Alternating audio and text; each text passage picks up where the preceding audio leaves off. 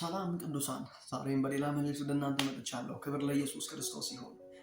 በመጀመሪያ ለዚህ ዩቲዩብ ቻናል አዲስ የሆናችሁ ሰብስክራይብ በማድረግ ቤተሰብ ይሁኑ። እንዲሁም ይህ ቪዲዮ ይህ መልእክት ከተመቻችሁ ለሌሎች ሰዎች ሼር አድርጉት። ክብር ለኢየሱስ ይሁን። ዛሬ የምላችሁ አንድ ነገር ነው። ለምናችሁ ነው የምትጨነቁት? ለውጭ ገጽታችሁ ወይስ ለመንፈሳዊ ህይወታችሁ? ለቤታችሁ፣ ለስራችሁ ወይስ ለመንፈሳዊ ፍሬዎቻችሁ ናችሁ የምትጨነቁት? ዛሬ ወሳኝ የሆነ የእግዚአብሔርን ቃል እናያለን። ብዙ ሰዎች ይሄንን ቃል በተለያየ መልኩ ሰምታችሁ ይሆናል። ይሄ ቃል አዲስ ቃል አይደለም። ይሄ ቃል እንግዳ ቃል አይደለም። የምታውቁት ብዙ ጊዜ ያነበባችሁት፣ ብዙ ጊዜ በተለያዩ በእግዚአብሔር ቤቶች ውስጥ ቅዱሳን መካከል የሰማችሁት ቃል ነው።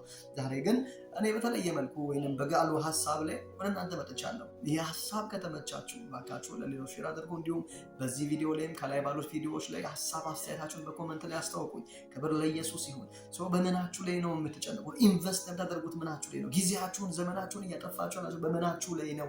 ይህን ቃል በደንብ እንድታስተውሉ እፈልጋለሁ። ይህን ቃል ሳነብላችሁ ቃሉ አዲስ እንዳልሆነ ይገባችኋል። ይህንን ቃል ብዙ ሰዎች ጌታ ኢየሱስ ጋር አያይዘው ጌታ ኢየሱስ ሰው እንደሆነ፣ ጌታ ኢየሱስ እንደ ሰው የሚሰማው ስሜት እንደተሰማው አድርገው ሲጠቅሱት ብዙም በጌታ የሚሆኑ በጌታ ያልሆኑ ሰዎች ብዙ ጊዜ ሲናገሩት የምትሰሙት ቃል ነው። ይሄ ቃል ያለው በማቴዎስ ወንጌል 11:13-14 ድረስ ያለው ቃል ነው። ይሄ ቃል እንደዚህ ይላል። ስለ በለሷ ዛፍ ነው የምናወራው። ያቺ በለስ ብዙ ሰው ብዙ ጊዜ ሀሳብ ተሰጥቶባታል፣ ብዙ መልእክት ወጥቶባታል። ግን ዛሬ እኔ በተለየ መልኩ በሌላ መልኩ ስለዚህ ቃል እንዳላወራችሁ ጌታ ኢየሱስ ክርስቶስ በመንፈሴ ሊያፈሰውን ቃል ነው ይዤላችሁ የመጣሁት። ይሄ ቃል በገባኝ ጊዜ በጣም የተደሰትኩበትና እግዚአብሔርን ያመሰገንኩበት ጊዜ በጣም ትዝ ይለኛል እና ይህንን ቃል ይህንን መልእክት ሰማችሁ በኋላ በጣም አስቴት እንደምታደርጉና እግዚአብሔር እንደምትባረኩና ቆም ብላችሁ ደግሞ ራሳችሁን ፈትሻችሁ ወደ ትክክለኛው ሀሳብ ወደ እግዚአብሔር ሀሳብ እንደምትጠጉ እርግጠኛ ነኝ። ይሄ ቃል ስለሚባርካችሁ ቃሉ ሕያውና የሚሰራ ስለሆነ ዛሬ የቃሉ ኃይል እንዲሰራባችሁ እንዲሰለጥንባችሁ በኢየሱስ ጸልያለሁ። ቃሉ ቃል ብቻ ሆኖ ወደ እናንተ አይምጣ። መንፈስና ስጋን አጥንትና ጅማትን እስኪለይ ድረስ ወደ ህይወታችሁ ይግባ። ከህይወታችሁ ከዘመናችሁ መነሳት ያለበት ነገር በቃሉ ኃይል ከህይወታችሁ ይነሳ። ህሊና አይምሯችሁ በኢየሱስ መንፈሳዊ አይናችሁ ይከፈት በኢየሱስ። ዛሬ በምን ላይ ነው ኢንቨስት ያደረጋችሁ ያላችሁ? ለምናችሁ ነው የምትጨነቁት የሚለውን እናያለን። እቺ በለስ ዛፍ ምትታወቅ ናት። በለሷ ጌታ ኢየሱስ ከሩቅ አያት። በአያት ጊዜ ቅጠል አላት፣ ቅጠሏም ያማረ ነው። ጌታ ኢየሱስ አያት። ምን አለ? ፍሬ አለባት ማለት በለስ ቅጠል የምታወጣው ፍሬ ሲኖርባት ነው። ፍሬ ከሌለባት ቅጠል ልታወጣ አትችልም። ለዚህ ጌታ ኢየሱስ ከሩቅ ሲያያት ቅጠል ስላላት ፍሬ እንዳለባት እርግጠኛ ነበረ። በዛ ዘመንም የነበሩ ሰዱቃውያን፣ ፈሪሳውያን ቤተ መቅደስ እግዚአብሔርን ያገለገሉ ቤተ መቅደሱ ስርዓቱ ያማረ ነበረ። ገጽታቸው፣ ውጫቸው ያማረ ነበረ። ጌታ ኢየሱስ ግን ወደ እነሱ በተጠጋ ጊዜ ፍሬ አላየባቸውም። የሐዘኔታ ፍሬ፣ የሚራራ ፍሬ፣ የፍቅር ፍሬ፣ መንፈሳዊ ፍሬዎች በእነዚህ ሰዎች ላይ አልታየም ነበር። ሲታዩ ግን ሃይማኖተኞች ናቸው። ሲታዩ ግን የሚያምሩ ናቸው። ሲታዩ ገጽታቸው ግን ዋው እነዚህማ የእግዚአብሔር ሰዎች የሚያስብሉ ናቸው። እሱማ ክርስቲያን ነው፣ እሱማ የእግዚአብሔር፣ እሱማ ጴንጤ ነው የሚያስብሉ። ሲጠጓቸው ግን ፍሬ የሌለባቸው ናቸው። ስለዚህ ኢንቨስት የምታደርጉት ምን ላይ ናቸው? ጌታ ኢየሱስ መጣ እንደሌለባቸው አየ፣ ረገማት። ማለት የበለሱ ትርጉም ስለ በለስ አይደለም፣ ስለ ረሃብ አይደለም የሚያወራው። ብዙ ሰዎች ጌታ ኢየሱስ ሰው ነው ሰው ባይሆን ኖሮ ፍሬ እንደሌለባት አይቶ ያውቅ ነበር። ፍሬ እንደሌለባት ራበው፣ እንዴት ስለ ራበው እኮ ሰው ነው ብለው ብዙ ሰዎች በመልካምም በክፉም ያነሱታል። ይቃል ግን ጉዳዩ የረሃብና የጥጋብ አይደለም። ጉዳዩ የገጽታና የፍሬ ጉዳይ ነው። ክርስትና ግላያችንን አሳምሮ መኖር ሳይሆን ፍሬ ማፍራት ነው። እውነት ነው።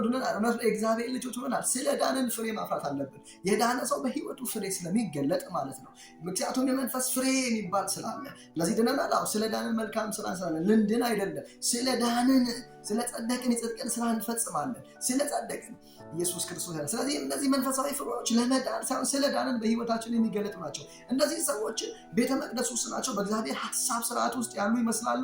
የእግዚአብሔርን ሀሳብ ከላይ ያደርጋሉ። ግን የሚገርማቸው እግሮቻቸው እንደምላጥ ማፍሰስ የፈጠኑ ርኅራኄ የሌለባቸው በጣም ጨካኞች። ምክንያቱም በአራቱ ወንጌላት ላይ ስናይ ኃጢአት የሰራ ሰው፣ የወደቀ ሰው ሲገኙ የሚያደርጉ ድንጋይ በኪሳቸው ይዞ የሚዞሩ ምንም ምህረት የማያውቁ ለመደብደብ የሚነሱ ለመግደል የሚነሱ ናቸው እነዚህ ሰዎች። ስለዚህ እግዚአብሔር ቃል ወይም ጌታ ኢየሱስ ወደዚህ ምድር ከመጣ በኋላ የበለሷን ዛፍ ምሳሌ አደረገ። ያቺ የበለስ ዛፍ ከሩቅ ስታይ የምታምር በጣም ችፍ ያለ ምን ያለ ቅጠል ያላት የበለስ ዛፍ ብያቸዋለሁ።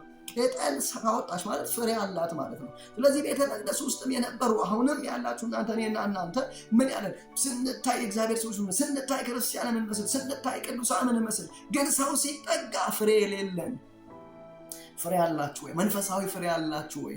እያፈራችሁ ነው ወይ? ምናችሁ ላይ ነው ኢንቨስት እያደረጋችሁ? ጊዜያችሁን፣ ገንዘባችሁን፣ ቢዝነሳችሁን፣ ያላችሁበት ሁኔታ፣ ክርስትናችሁን ምን ላይ ነው እያዋላችሁ ያላችሁት? ምንድነው ጊዜ የምትከፍሉበት ነው? ምንድነው ዋጋ የምትከፍሉበት ነገር? ምንድነው ጊዜ ያጠፋችሁ ያላችሁበት ነገር? እዚህ እቺ በለዛ ፍሬዋን ቅጠሏን ችፋ አድርጋ ባየ ጊዜ ጌታ ኢየሱስ መጣ። ሲያይ ፍሬ ቅጠል ብቻ ነው፣ ቅጠል ብቻ ፍሬ የላትም። ለዚህ እግዚአብሔር ወይንም ጌታ ወደኛ በመጣ ጊዜ እንዳናፍር ያለ ፍሬ እንዳንገኝ፣ ያ አፋዊ ክርስቲያን ብቻ እንዳንሆን። አንዳንድ ሰው አፉ ላይ ነው ክርስትናው የተገጠመው፣ ህይወት ውስጥ የለም፣ መንፈስ ፍሬ የለም።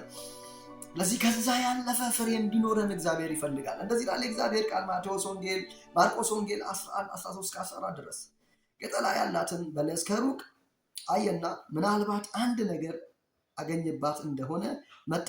ነገር ግን የበለስ ወራት አልነበረምና ወደ እርሷም መጥቶ ቅጠል በቀር ምንም አላገኘም። መልሶም እንግዲህ ወዲህ ለዘላለም ማንም ከአንቺ ፍሬ አይብላ አላት። ለምን? ቅጠል ብቻ፣ ገጽታ ብቻ፣ መልክ ብቻ ፍሬ የሌላቸው በዚህ ሰዓትም ብዙ አሉ። ሲታዩ የሚያምሩ፣ ሲታዩ ክርስቲያንን የሚመስሉ፣ ሲታዩ አነጋገራቸው፣ ህይወታቸው ሲታይ ግን ፍሬ አልባ የሆነ። ለዚህ ምናችሁን ነው ጊዜ ምን ላይ ነው ጊዜ የምታጠፉት? ምንያችሁ ላይ ነው እየሰራችሁ ያላችሁት? ገጽታችሁ ላይ ወይስ ፍሬ ላይ? ለዚህ ዛሬ ገጽታችሁ ላይ ከሆነ እየሰራችሁ ያለ ሰው ጎሽ እንዲላችሁ፣ ሰው እሱ እኮ እሷ እኮ እንዲላችሁ ዋው እንዴት ትባሉ ከሆነ ተመለሱና በፍሬያችሁ ይውደዷችሁ። ከወደዳችሁም በፍሬ ካከበሯችሁም በፍሬዎቻችሁ ያክብሯችሁ። ከተቀበሏችሁም በፍሬዎቻችሁ ይቀበሏችሁ። በገጽታችሁ ሳይሆን በመልካችሁ ሳይሆን። ሰው አይኑ ስለመግባት አዳዲስ ብራንድ ልብሶችን ይለብሳል፣ ሽቶችን። ለዛ ነገር ተግቶ ዋጋ ከፍሎ ሰርቶ ላቡን ጠብ አድርጎ ዋጋ ከፍሎበት ያንን ነገር ያገኛል። ስለዚህ ፍሬ እንድናፈራ ደግሞ እግዚአብሔር ፊት እንዳናፍር፣ በቅዱሳን ፊት እንዳናፍር። ሰው መጥቶ እኛ ጋር ሲያየ እንዴ መልክ ብቻ ነው እንዴ ዝም ብሎ መኮፈስ ብቻ ነው እንዴ ምንም የለም የተሞላው ቃል የለም የተሞላው መንፈስ የለም እንዴ ብሎ ሰው ቼክ አድርጎን እንዳይመለስ ወደኋላ በተመጣ ጊዜ ሰው ከኛ ፍሬ ፈልጎ መጣ ጊዜ አግኝቶ እንዲጠግብ አግኝቶ እንዲረካ የህይወትን ውሃ ከኛ እንዲጠጣ ምን ማድረግ አለ? መሞላት አለብን። ስለዚህ ምን ላይ ነው ጊዜያችሁን ታጠፉት? እየተሞላችሁ ነው ወይስ እየሞላችሁ ነው? ስለዚህ ዛሬ በደንብ ራሳችሁን ቼክ እንድታደርጉ ፈልጋለሁ። ኢየሱስ ያድናል። ስለ ፈሪሳውያን ግብዝነት ቅጠል ብቻ ስለመሆናቸው ማቴዎስ ወንጌል 23 ቃል እንዴት ስለዚህ ማቴዎስ ወንጌል 23:27 ላይ እንደዚህ ይላል፣ እናንተ ግብዞች ጸሐፎችና ፈሪሳውያን በውጭ አምረው ለሚታዩ በውስጥ ግን የሙታን አጥንትና ርኩሰት ሁሉ ለሞላባችሁ ለተቀቡ መቃብሮች ስለምትመስሉ ወዮላችሁ አላቸው። ምን ብቻ ስለሆናችሁ? እናንተ ግብዞች ምን ሆነ? ጸሐፎች ፈሪሳውያን በውጭ አምረው ለሚታዩ በውስጥ ግን የሙታን አጥንት።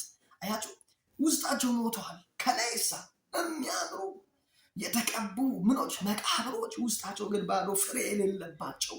ሰው መጥቶ ከነሱ ፍሬ በልቶ ማረፍ የማይችልበት፣ ሰው የህይወትን እንጀራ ተርቦ መጥቶ በልቶ ህይወት ማግኘት የማይችልበት፣ ሰው ከምድረ በዳ ተጠምቶ መጥቶ ጠጥቶ መርካት የማይችልባቸው፣ ግን መልካቸው ሲታይ ያማረ። በዚህም ዘመን ያሉ ብዙ በየቸርቹ አሉ የተቀመጡ፣ ግን ሰው መጥቶ ከነሱ ምንም ለመንፈሱ የሚሆን ፍሬ የማያገኝባቸው። ስለዚህ ምን ማድረግ አለባችሁ? ጊዜያችሁን ስጡ ለእግዚአብሔር፣ ፍሬ እንዲገኝባችሁ፣ ፍሬ እንድታፈሩ፣ ፍሬያማ እንድትሆኑ። ሰው መጥቶ ርቦት ከእናንተ የህይወትን እንጀራ ይበላል ዘንድ ይጠግብ ዘንድ ከእናንተ ዘንድ መጥቶ የህይወትን ውሃ ይጠጣ ዘንድ ይረካ ዘንድ ያርፍ ዘንድ ከመከራ ከጭንቀት ከምድረ በዳ ህይወት ከሞት ከኃጢአት ያርፍ ዘንድ ተሞሉ። የምትሰጡት ነገር ይኖራችሁ። ስለዚህ ውጫችሁ ላይ ከምትሰሩት ይልቅ ውስጣችሁ ላይ፣ ገጽታችሁ ላይ ከምትሰሩት ይልቅ ማንነታችሁ ላይ ስሩ፣ ፍሬ ላይ ስሩ። ዛሬ በኢየሱስ ስም ፍሬ የምታፈሩበት ጸጋ እግዚአብሔር ያብዛላችሁ። ይሄ ቃል በልቦናችሁ ላይ በኢየሱስ ስም ይጠቀም። ከዚህ ሰዓት ጀምሮ ፍሬያማ ሁኑ። ሰው ወደ እናንተ መጥቶ የሚወስደው የሚያገኘው ነገር ይኖር። ስለዚህ በዚህ ዘመን ብዙ ሰው የሚሮጠው የሚሯሯጠው የሚወጣው የሚወደው ገጽታው ላይ ነው እንጂ ውስጥ ማንነቱ ላይ አይደለም።